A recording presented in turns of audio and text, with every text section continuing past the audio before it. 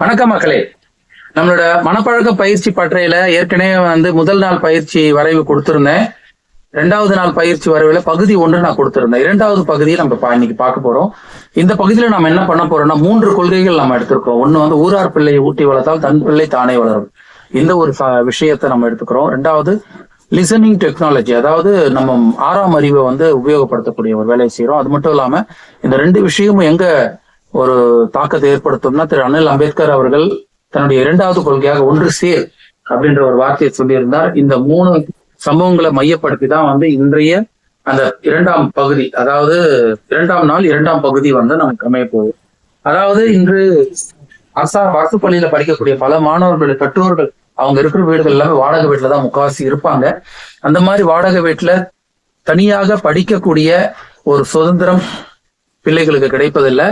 அதே ரூம்ல, ஒரே ரூம்ல டிவி இருக்கும், சமையலறை இருக்கும், எல்லாமே இருக்கும். எல்லாரும் அங்கேயே படிக்கணும், டிவி பார்க்கணும்ன்ற மாதிரி ஒரு இதுதான் இருக்கும். இந்த மாதிரி ஒரு சூழல்ல நான் என்ன சொல்றேன்னா, அப்படி ஒரு தனி வீட்டுல இருந்த இல்ல பெரிய வீட்டுல இருக்கிற பெற்றோர்கள் அங்க ஒரு தனி அறைன்னு தேவையில்ல, ஒரு ஹால், டிவி இல்லாத ஒரு ஹால், இல்ல ஒரு கார் பார்க்கிங், அந்த மாதிரி ஏதோ ஒரு தனி இடம், அந்த இடத்துல ஒரு லைட் போட்டுட்டு நல்ல ஒரு காற்றோட்ட வசதியோட ஒரு இடத்த ரெடி பண்ணிட்டு கிட்டத்தட்ட தன் பிள்ளைகளோடு படிக்கக்கூடிய, இப்படி தனியாக படிக்க வசதி இல்லாத பிள்ளைகள் ஒரு 5-6 பேரை சேர்த்துக்கிட்டு ஒரு கம்பைன் ஸ்டடி பண்றதுக்கு ஒரு பெருந்தன்மையோட அனுமதிச்சாங்கன்னா அது அவங்களுடைய பிள்ளைகளுடைய கற்றல் திறனை மிகப்பெரிய அளவுக்கு கொண்டு போகும். அவங்களுக்கு மட்டும் இல்லாம அவர்களோடு சேர்ந்து படிக்கும் அந்த மீதி இருக்கிற 5-6 பிள்ளைகளுடைய கற்றல் திறனும் மிகப்பெரிய அளவுக்கு போகும். இங்க பாத்தீங்கன்னா இது 2வது கிட்டத்தட்ட நம்ம முதல் 90 நாளை முடிச்சுட்டு அடுத்த 2வது 90 நாட்கள்ல தான் இது ஆரம்பிக்க போகுது. இதை முக்கியமா நம்ம என்ன இங்க பண்ண போறோம்னு கேட்டீங்கன்னா, இந்த மாதிரி ஒரு 5-6 பேர் பசங்களை கம்பைன் ஸ்டடிக்கு ஆர்கனைஸ் பண்ற அந்த பெற்றோர்கள் அவங்களுடைய வேலை ஒரு சின்ன மாடரேட்டரா செயல்படணும். மாடரேட்டர் அப்படின்னு சொன்னோம்னா அங்க நடக்கிற 2 நிகழ்வு தான் நடக்க போகுது. 2 நிகழ்வு அழகா அவங்க பேலன்ஸ் பண்ண தெரியணும். முதல் நிகழ்வு என்னன்னு பாத்தீங்கன்னா, அங்க ஒரு சின்ன விஷயம், இதை நீங்க வாய்ஸ் ரெக்கார்டிங் பண்ணி அதை ஒரு வாட்ஸ்அப்ல குரூப்ல அந்த 6 பேர் குரூப்லயும் இது பண்ணி அதை அந்த வாட்ஸ்அப் குரூப் அந்த வாய்ஸ் ரெக்கார்டிங் யூஸ் பண்ணீங்கன்னா இது ஒரு மிகப்பெரிய ஒரு நமக்கு ஒரு தேவையான ஒரு வசதியா இருக்கும். இப்ப சொல்றேன், முதல்ல என்ன பண்ணணும்னா, ஃபர்ஸ்ட் ஹாஃப் அவங்க 2 மணி நேரம் படிக்கிறாங்கன்னா, 1.5 மணி நேரம் படிக்கிறாங்கன்னா, அந்த ஃபர்ஸ்ட் ஹாஃப்ல என்ன பண்ணணும்னு கேட்டா, ஒரு பாடத்தையும் 3ஆ பிரிச்சுக்கணும். 3ஆ பிரிச்சுக்கிட்டு ஒரு குழந்தை அதுல ஒரே குழந்தை ஒரு நாள் படிக்கலாம். அந்த மாதிரி அந்த பாடத்தை படிக்கணும். பேராகிராஃப் ரீடிங் சொல்லுவோம், டெக்ஸ்ட் ரீடிங் சொல்லுவோம். அதை படிக்கணும். அப்படி படிக்கும் போது மற்ற குழந்தைகள் எல்லாமே கண்ணை மூடிட்டு அதை கேட்கணும்.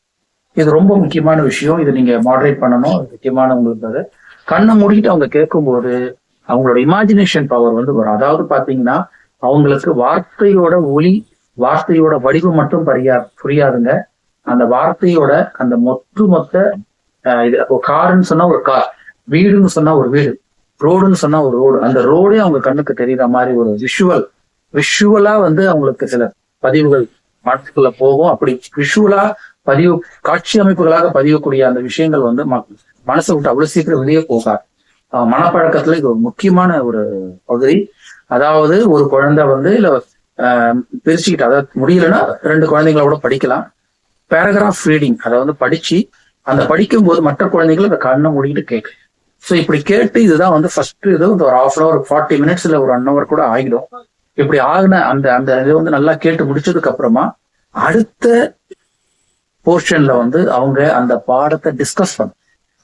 படிச்சிருக்காங்க இல்லையா, அந்த ஒரு பேராகிராஃப் வரும். ஒரு பேராகிராஃபையும் ஏற்கனவே படிச்சாங்க, அவங்க கேட்டுட்டாங்க. இப்ப ஒரு பேராகிராஃபையும் ரீட் பண்ணி அதை டிஸ்கஸ் பண்ணணும். குரூப் டிஸ்கஷன் சொல்லுவோம்ல, அந்த மாதிரி டிஸ்கஸ் பண்ணணும். யாருக்கு என்னென்ன புரியுதோ, நிச்சயமா சொல்றேன், அதுல ஒரு குழந்தைக்கு நல்லாவே புரியலாம், ஒரு குழந்தைக்கு சுமாரா புரியலாம், ஒரு குழந்தைக்கு புரியாம இந்த டிஸ்கஷன் பண்ணும்போது எல்லாருக்குமே ஒரு புரிஞ்சு அந்த இது நல்லாவே புரிஞ்சுடும். இது புரிஞ்ச உடனே என்ன பண்ணணும்னா, ஒரே ஒரு சின்ன விஷயம், அந்த பாடத்தோட கீ பாயிண்ட்ஸ்ன்னு சொல்லக்கூடிய அந்த விஷயங்களை ஒரு ஒயிட் போர்டு வச்சு ஒயிட் போர்ட் மார்க்கர் வச்சு அந்த கீ பாயிண்ட்ஸை எழுதணும். ஒரு பேராகிராஃப் படிக்கும் போது அந்த கீ பாயிண்ட் நோட் பண்ணிக்கிட்டு அந்த கீ பாயிண்ட் அதுல எழுதி அதை மனப்பாடம் பண்ணிச்சு. புரியுதுங்களா? இது ஒரு மிகப்பெரிய விஷயங்க. கிட்டத்தட்ட பாத்தீங்கன்னா அந்த விஷுவல் காட்சி அமைப்புகளாக ஒரு பாடம் வந்து மனசுக்குள்ள பதியும் போது அது வந்து மனசை விட்டு அவ்வளவு சீக்கிரம் வெளியே போகாது. அடுத்தடுத்த 2 தடவை 3 தடவை அவங்க படிச்சாங்கன்னா சரியாயிடும்.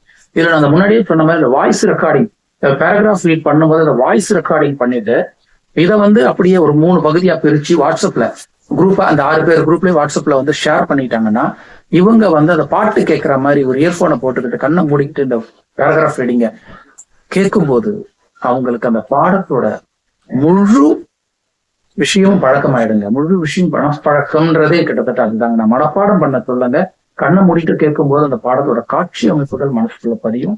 காட்சி அமைப்புகளாக பதியக்கூடிய எந்த ஒரு விஷயம் மனசை விட்டு வெளியே போகாது. இது ஒரு மிகப்பெரிய மனப்பழக்க பயிற்சி. நிச்சயமாக இதை வந்து பெருந்தன்மை உள்ள பெற்றோர்கள் தங்கள் பிள்ளைகளோடு சேர்த்து அந்த கம்பைன் ஸ்டடியை வந்து ஆர்கனைஸ் பண்ணணும். ஒண்ணு மட்டும் நல்லா தெரிஞ்சுக்கங்க, இங்க 1+1 2 கிடையாதுங்க. தயவு செய்து புரிஞ்சுங்க. 1+1 2 கிடையாதுங்க. 1+1 20 இருக்கலாம், 1+1 40 கூட இருக்காங்க. இந்த 6 பேரும் சேர்ந்து அவங்களுடைய மல்டிபிள் பெனிஃபிட்ஸ் கிடைக்கும். பெருந்தன்மை உள்ள பெற்றோர்கள் இந்த ஒரு விஷயத்தை இதை பத்தி நிறைய நான் பேசுவேன் அந்த இதுல. பட் இப்போதைக்கு நான் உங்களுக்கு ஒரு சின்ன இன்ஃபர்மேஷன் மட்டும் கொடுக்குறேன். பெருந்தன்மை உள்ள பெற்றோர்கள் இந்த கம்பைன் ஸ்டடிக்கு ஆர்கனைஸ் பண்ணி கூட ஒரு மாடரேட்டரா இருந்து இதன் மூலமா உங்க பிள்ளைகளோட, அதாவது உங்க பிள்ளைகள் மற்ற பிள்ளைகளோட வாழ்க்கையிலும் நீங்க ஒளியேற்றுறீங்க. அது மட்டும் இல்லாம உங்க பிள்ளைகளோட அந்த கற்றல் திறன் வந்து பல மடங்கு உயர்வதற்கான வாய்ப்புகள் உங்களுக்கு இருக்கு. நன்றி, வணக்கம்.